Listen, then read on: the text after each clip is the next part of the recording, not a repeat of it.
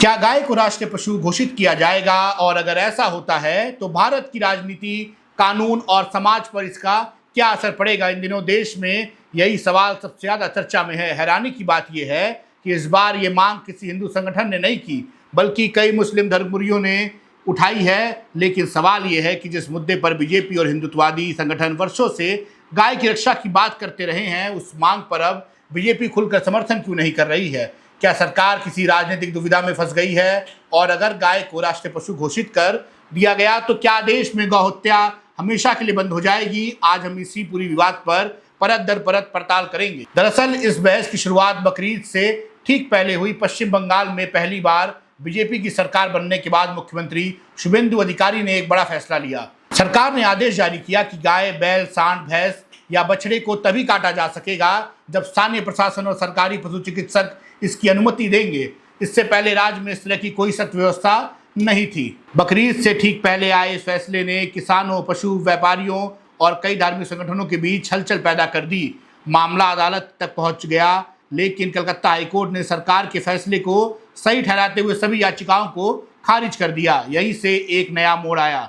कई मुस्लिम धर्मगुरुओं ने कहना शुरू कर दिया कि अगर गाय को लेकर बार बार विवाद और हिंसा हो रही है तो सरकार गाय को राष्ट्रीय पशु घोषित क्यों नहीं कर देती? जमीयत उलेमा-ए-हिंद के अध्यक्ष अरशद मदनी ने कहा कि गाय के नाम पर होने वाली मॉब लिंचिंग, नफरत की राजनीति और विवादों को खत्म करने के लिए गाय को राष्ट्रीय पशु घोषित किया जाना चाहिए। पूर्व उपराष्ट्रपति हामिद अंसारी ने भी इस विचार का समर्थन किया। उन्होंने मुस्लिम समुदाय से बकरीद पर गाय की कुर्बानी से बचने की अपील भी की और कहा कि इस्लाम किसी विशेष जानवर की कुर्बानी को बढ़ावा नहीं देता है। लेकिन इसके बाद सबसे ज्यादा चर्चा बीजेपी की प्रतिक्रिया को लेकर हुई। आमतौर पर गाय से जुड़े मुद्दों पर बीजेपी नेता खुलकर बोलते हैं, लेकिन इस बार तस्वीर थोड़ी अलग दिखाई दी। सबसे पहले केंद्रीय कानून मंत्री अर्जुन राम मेघवाल ने साफ शब्दों में कहा कि केंद्र सरकार के पास ऐसा कोई प्रस्ताव विचाराधीन नहीं है। उन्होंने कहा कि अलग अलग संगठन अपनी मांगे सरकार तक पहुंचाते रहे हैं, लेकिन फिलहाल गाय को राष्ट्रीय पशु बनाने का कोई प्रस्ताव कैबिनेट के सामने नहीं है। उसके बाद उत्तर प्रदेश के मुख्यमंत्री योगी आदित्यनाथ का बयान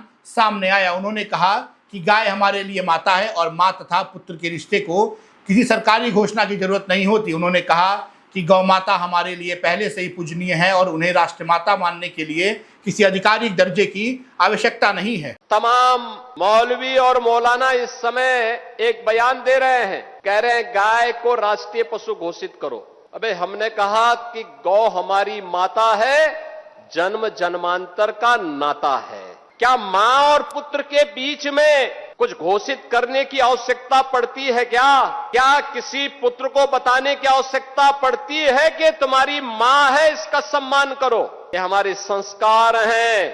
हमने गाय को माता माना है, तो गाय तो हमारे लिए माता है, वो पशु नहीं। पशु तुम्हारी बुद्धि है जो तुम हमारी गौ माता को पशु बोलते हो। दूसरी ओर प्रसिद्ध हिंदू धर्मगुरु रामभद्राचार्य ने इस मांग को राजनीति और प्रचार से प्रेरित बताया। उन्होंने कहा कि गौहत्या रोकने का रास्ता राष्ट्रीय पशु घोषित करना नहीं है, बल्कि ऐसी राजनीतिक ताकतों को मजबूत करना है जो हिंदुत्व के एजेंडे को आगे बढ़ाएं। अब सबसे बड़ा सवाल यही है कि आखिर राष्ट्रीय पशु घोषित करने से होगा क्या? भारत में वर्तमान राष्ट्रीय पशु बाघ है। साल 1972 में इंदिरा गांधी सरकार ने बाघ को राष्ट्रीय पशु घोषित किया था और उसी वर्ष प्रोजेक्ट टाइगर की शुरुआत हुई थी। इसके बाद बाघों को वन्य जीव संरक्षण कानून के तहत सर्वोच्च कानूनी सुरक्षा मिली। अगर गाय को भी राष्ट्रीय पशु घोषित किया जाता है तो इसके लिए नए कानून बनाने पड़ सकते हैं।